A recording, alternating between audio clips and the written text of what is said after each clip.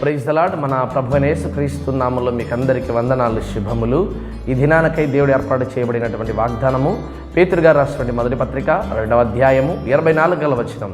ఆయన పొందిన గాయముల చేత మీరు స్వస్థత నొందిదిరి. ప్రియమైన బిడ్డలారా, యేసుక్రీస్తు ప్రభువారు పొందిన గాయములను బట్టి ఈరోజు భూమి మీద ఉన్న సమస్త మానవాళి జనాంగం అందరూ కూడా స్వస్థత నొందుతూ ఉంటున్నారు. ప్రియమైన బిడ్డలారా, దేవుని వాక్యం తెలియజేయబడతా ఉంది.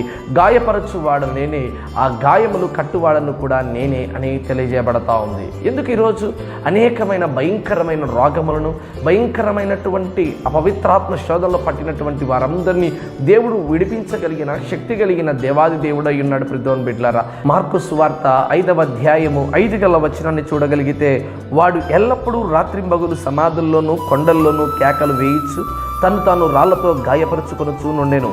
వాడు దూరం నుండి యేసును చూసి పరిగెత్తుకొని వచ్చి ఆయనకు నమస్కారము చేసి, యేసు, సర్వోన్నతుడైన దేవుని కుమారుడా, నాతో నీకేమి, నన్ను బాధపరచుకోమని దేవుని పేరట నీకు ఆనబెట్టుకునుచున్నానని బిగ్గరగా కేకలు వేసెను.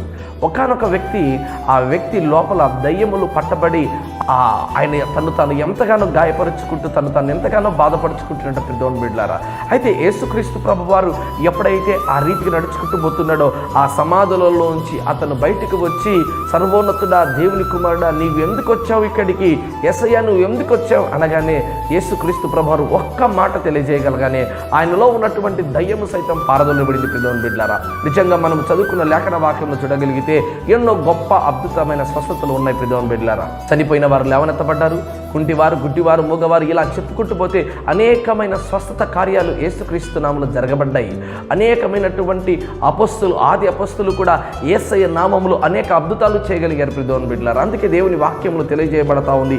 నిజంగా యెషయా గ్రంథం 53వ అధ్యాయము 5వ వచనమును చూడగలిగితే, మన అతిక్రమ క్రియలను బట్టి అతడు గాయపరచబడెను, మన దోషములు బట్టి నలగొట్టబడెను, మన సమాధానార్థమైన శిక్ష అతని మీద పడెను, అతడు పొందిన దెబ్బల చేత మనకు స్వస్థత కలుగుచున్నది. ప్రియమైన బిడ్డలారా, యేసుక్రీస్తు ప్రభువారు పొందిన గాయముల చేత, యేసుక్రీస్తు ప్రభువారు పొందిన గాయముల చేత ఈరోజు సమస్త మానవాళికి స్వస్థత ఉంది. నీవు స్వస్థపరచబడాలని ఆశపడుతున్నావా? మంచాన పడి ఉన్నానే, నన్ను ఎవరు బాగుపరచలేదే, ఈ రోగం ఎప్పుడు పోతుంది, ఈ జబ్బు, ఈ సమస్య ఎప్పుడు పోతుందని బాధపడుతున్నావా? ఒక్కసారి యేసు వైపు చూడగలిగితే, సర్వోన్నతుడా నన్ను కనుకరించు దేవా, ఒక్కసారి నన్ను స్వస్థపరచు దేవా అని ప్రభు దగ్గర ప్రార్థన చేయగలిగితే దేవుని వాక్యం తెలియజేయగలుగుతుంది.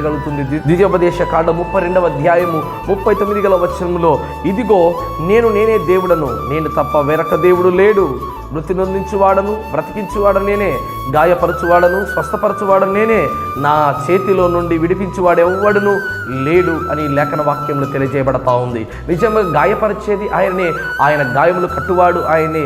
నిజంగా ఈరోజు నీవు ఎంతో వేదన పడుతున్నావా? స్వస్థత కొరకు ఎదురు చూస్తున్నావా? నీ రోగము, నీ యొక్క బాధ, నీ వేదన తొలగించబడాలని బాధపడుతున్నావా? యేసుక్రీస్తు యొక్క రక్తములో నీవు కడగబడితే, ఆయన రక్తం నీ మీద ప్రోక్షించబడితే, మరి ఏ తెగులు, ఏ యొక్క జబ్బు నీ గుడారంలో, నీ యొక్క శరీరంలో ఇప్పుడు ఎప్పుడు మరెన్నడూ రాకుండా దేవుడు కాపాడుతాడు. అలాంటి దీవెన దేవుడు ఈ దినాన్ని నీకు దయచేయునుగాక. ఆమేన్.